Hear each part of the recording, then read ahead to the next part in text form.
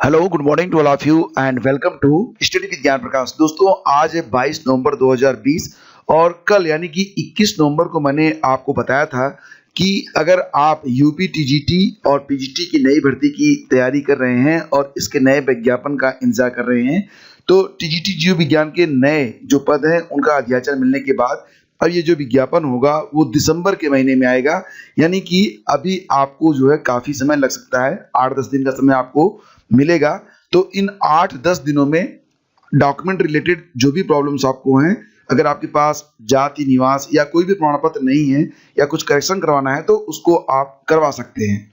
और ये भी आपको बता दें कि फरवरी 2021 में यूपी टीईटी की परीक्षा होगी, जिसके लिए दिसंबर में जो है आवेदन लिए जाएंगे।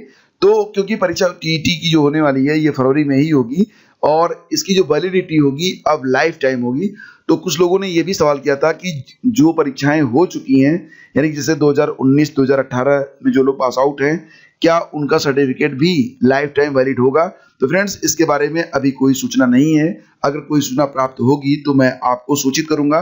फिलहाल जो लेटेस्ट अपडेट है वो यूपीपीएससी की ओर से है कि एलटी ग्रेड कला के कई चयनितों का जो अभ्यर्थन था वो निरस्त कर दिया गया है, क्योंकि ये जो अभ्यर्थी थे वो अर्हता को पूरी नहीं कर पा रहे थे। जो अर्हता मांगी गई थी अकॉर्डिंग टू नोटिफिकेशन, उसको पूरी न कर पाने के कारण बहुत सारे अभ्यर्थी जो पास आउट थे उनको बाहर कर दिया गया है।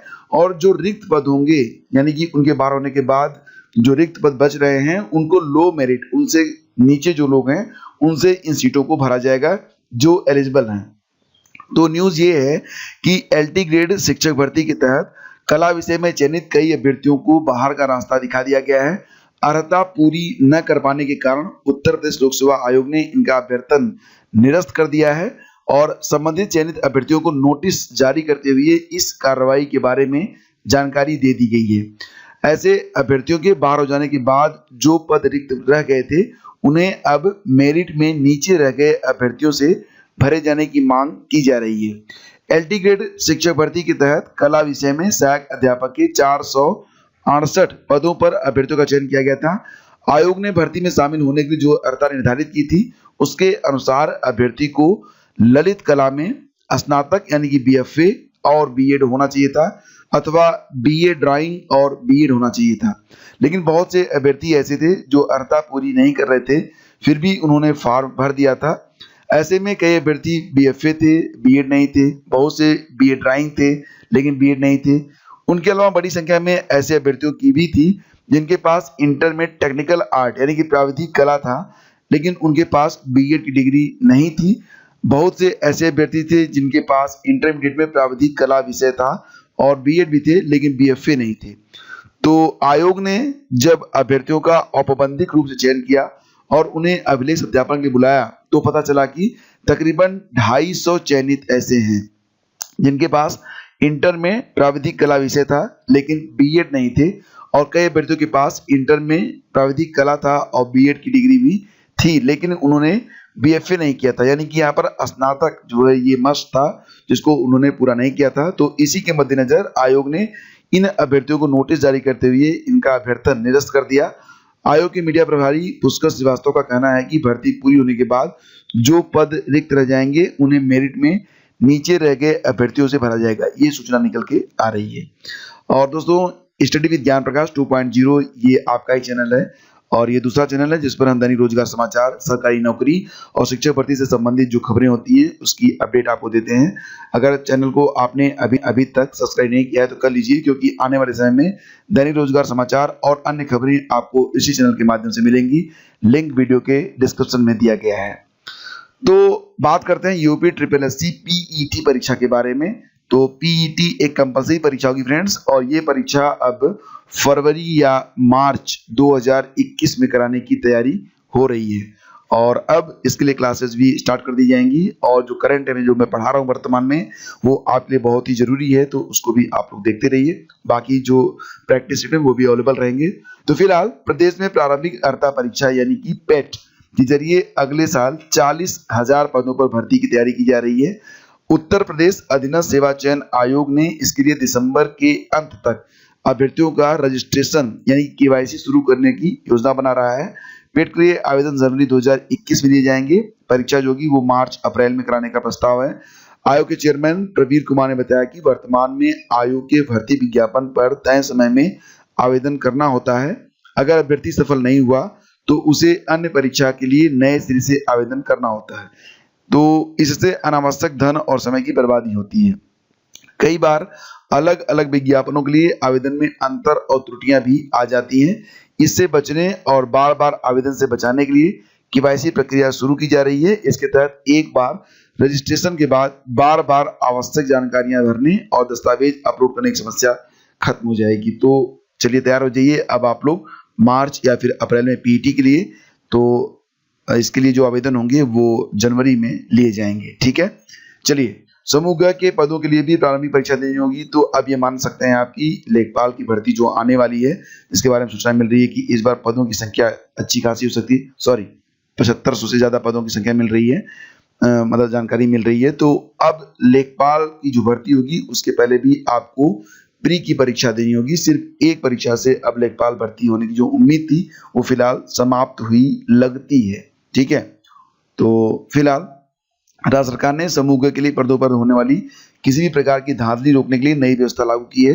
उत्तर प्रदेश अधीनस्थ सेवा चयन आयोग इसके लिए प्रारंभिक परीक्षा यानी कि पेट कराएगा। इसके नतीजे परसेंटाइल स्कोर के आधार पर घोषित किए जाएंगे। यह 1 साल के मान्य होगा। तो दोस्तों इसमें परसेंटाइल बहुत मायने रखेगा। बहुत अच्छे अंक लेकर अगर आप आएंगे तो भी मतलब कोई न कोई मतलब तो होगा। तो आप बहुत ही अच्छे अंकों के साथ पीटी की परीक्षा को उत्तीर्ण करें ताकि आने वाली जो प्रत्येक भर्ती होगी उसमें आप पार्टिसिपेट कर सकें अपने पीटी स्कोर के माध्यम से। तो अपर मुख्य सचिव कार्मिक मुकुल सिंह ने इस संबंध में शासनादेश जारी कर दिया है। प्रारंभिक परीक्षा का आयोजन साल में एक बार होगा। नई व्यवस्था में कुल प्राप्तांकों के स्थान पर परसेंटाइल स्कोर ही घोषित होगा। तो देखिए इसका क्या मतलब निकलता है कि अगर एक बार ही परीक्षा हो रही है साल में, इसका मतलब कि अगर परीक्षा में आप पास आउट नहीं होते तो उस साल जितनी भी भर्तियां आएंगी उसमें से किसी में भी आप आवेदन नहीं कर पाएंगे। तो इसलिए ये परीक्षा बहुत ही महत्वपूर्ण हो जाती है। और विभिन्न विभागों की विशिष्ट जरूरतों और सेवा नियमावलियों के प्रावधानों के अनुसार प्रारंभिक अर्हकारी परीक्षा के स्कोर के आधार पर शॉर्ट लिस्टिंग किए गए अभ्यर्थियों के लिए मुख्य परीक्षा, कौशल परीक्षा और शारीरिक परीक्षा कराई जाएगी। तो पेट आपके लिए बहुत ही इंपॉर्टेंट हो गया है। पीसीएस 2020 प्रारंभिक परीक्षा का जो परिणाम है वो जारी कर दिया गया है और रिजल्ट की पूरी पीडीएफ इस समय आयोग की वेबसाइट पर उपलब्ध है। साथ ही साथ आपके Telegram channel @study with Gyan प्रकाश पर भी उपलब्ध है। बहुत सारे अभ्यर्थी वहां से भी देख सकते हैं। तो दोस्तों यहाँ पर पीसीएस, एसीएफ और आरएफओ प्री में कुल 5573 अभ्यर्थी सफल हुए हैं। और मैं आपको बता दूं तो कुल मिला के इस बार जो पदों की संख्या थी शुरू में 200 थी, बाद में पदों की संख्या 264 हो गई थी। अब जो पदों की संख्या है उसमें 299 पद और जुड़ गए हैं, यानी कि जस्ट डबल हो गई है पदों की संख्या, जिसके सापेक्ष ये परिणाम जारी किए गए हैं। हालांकि यूपीपीएससी के जो सचिव हैं जगदीश जी, उन्होंने बताया कि प्रश्नगत परिणाम उच्च न्यायालय में उत्तर प्रदेश राज्य सरकार द्वारा आयोजित विशेष अपील संख्या 475/2019 में उच्च न्यायालय द्वारा पारित किए गए अंतिम निर्णय के अधीन रहेगी। प्रश्नगत परीक्षा परिणाम से संबंधित अंतिम उत्तर कुंजी, प्राप्तांक और श्रेणीवार पदवार कट ऑफ अंक अंतिम चयन परिणाम घोषित होने के बाद आयोग की वेबसाइट पर अपलोड किए जाएंगे। यानी कि जो कट ऑफ और प्राप्तांक है वो जब ये परीक्षा अंतिम रूप से खत्म हो जाएगी, मतलब भर्ती हो जाएगी, उसके बाद आपको जानने को मिलेगा। और फिलहाल 287 नए पद इसमें ऐड किए गए हैं। और दोस्तों जैसा कि आपने देखा था कि कई बार होता क्या है कि कई जिलों से जो है अध्यापकों की संख्या के बारे में जो जानकारी भेजी जाती है जिस पर परीक्षा का आयोजन होता है, अभ्यर्थी सफल होते हैं। जब वो अपना नियुक्ति पत्र लेकर संबंधित जिले में जाते हैं तो वहां पर पता चलता है कि वो पद भरे जा चुके हैं। तो यह एक ऐसा फैसला था जिससे अभ्यर्थियों को खासी परेशानी होती थी। तो इसी को देखते हुए निर्णय लिया गया है कि अब जो है अध्याचन अगर एक बार भेज दिया गया तो फिर वो निरस्त नहीं होगा। यानी कि अगर किसी भी जिले से ये पता चला कि सामाजिक विज्ञान के 200 पद हैं तो 200 अभ्यर्थियों को उस जिले में भेजा जाएगा, तो सभी को ज्वाइन कराना ही होगा। ये जिम्मेदारी दी गई है वहां के संबंधित डीआईओएस को। तो खबर ये है कि उत्तर प्रदेश माध्यमिक शिक्षा सेवा चयन बोर्ड ने सभी डीआईओएस को जो है पत्र भेजकर आगाह किया है कि अब उनके कार्यालय को अध्याचन जाने यानी कि भेजे जाने के बाद निरस्त नहीं कर सकते आप। चयन बोर्ड की ओर से निर्णय चयनित शिक्षकों के पदभार ग्रहण करने में आ रही परेशानी को देखते हुए लिया गया है। हालांकि बोर्ड की ओर से निर्णय 7 से 8 सितंबर को लिया गया था, लेकिन आदेश जो है शनिवार को जारी हो गए हैं। और बोर्ड के चयनित होने के बाद अभ्यर्थी नियुक्ति के लिए जब जिला विद्यालय निरीक्षक के माध्यम से विद्यालयों में पहुंचते हैं तो वहां पता चलता है कि उनका पद भरा जा चुका है, और इस बारे में जिला विद्यालय निरीक्षकों को रिपोर्ट करनी होती है कि उन्होंने अध्याचन भेजे जाने के बाद चयन बोर्ड को पद खत्म होने के बारे में सूचित कर दिया था।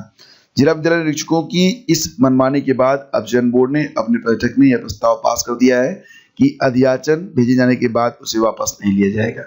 तो इस तरीके से अब ये नया नियम आ गया है जिससे अभ्यर्थियों को पदभार ग्रहण करने में सुविधा रहेगी। फिलहाल फ्रेंड्स, अब कोरोना के मामले पूरे भारत में बहुत तेजी से बढ़ रहे हैं, तो बढ़ता संक्रमण देखकर ये फैसला लिया गया है, जिस पर आज आदेश भी जारी हो जाएगा कि शादी में 100 से ज्यादा लोग नहीं जुड़ सकेंगे।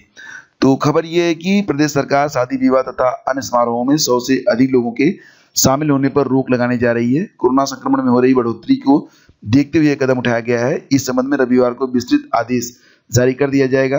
हालांकि गौतम बुद्ध नगर, नोएडा और आगरा समेत कुछ जिलों में जिला अधिकारियों के स्तर से ऐसी रोक पहले ही लगाई जा चुकी है, लेकिन अब प्रत्येक जिले में यह रोक रहेगी। तो गृह विभाग ने यह कदम उठाने का फैसला किया है। दीपावली तथा छठ पर्व पर कोविड प्रोटोकॉल का पालन न होने और ठंड बढ़ने के कारण कोरोना के जो मामले हैं वो बढ़ रहे हैं। इसे देखते हुए प्रतिबंध में दी गई छूट समाप्त करने की जरूरत महसूस की जा रही है। राजधानी लखनऊ समेत कई जिलों में कोरोना संक्रमण पद घटने के बाद फिर बढ़ने लगा है। पड़ोसी राज्य दिल्ली में भी कोरोना संक्रमण के बढ़ते मामलों को देखते हुए वहां की सरकार ने किसी भी समारोह में अधिकतम 50 लोगों को शामिल होने की अनुमति दी है। इसके बाद दिल्ली में 100 से अधिक लोगों को शामिल होने की अनुमति थी, वहां 50 कर दिया गया और यूपी में 100। तो दूसरी लहर को लेकर सतर्कता बरतें। मुख्यमंत्री योगी आदित्यनाथ ने कोविड-19 से जंग जीतने के लिए इससे 2 कदम आगे की सोच रखे जाने पर बल दिया है। उन्होंने कहा कि दिल्ली में कोविड-19 की सेकेंड वेव के दृष्टिगत प्रदेश से पूरी सतर्कता जो है वो बरती जाएगी। तो फिलहाल देश में कोरोना जांच का जो आंकड़ा है वो 13 करोड़ के पार हो गया है। तो दोस्तों, ये थी आज की सारी अपडेट्स। अगर आपने अभी तक हमारे Telegram channel @study with Gyan प्रकाश को ज्वाइन नहीं किया है तो @स्टडी विद ज्ञान प्रकाश लिखकर सर्च करें और इससे कनेक्ट जरूर हो जाएं। जो लोग टीजीटी और पीजीटी 2020 की तैयारी कर रहे हैं उन लोगों के लिए एक अलग चैनल है, जिसके लिए आपको @TGT PGT 2020 लिखकर सर्च करना है और इस चैनल को ज्वाइन कर लेना है। तो फ्रेंड्स, आप सभी का बहुत बहुत धन्यवाद। आप सभी का दिन मंगलमय हो। मिलेंगे हम आपसे अगले वीडियो में। आज्ञा दीजिए। नमस्कार। जय हिंद।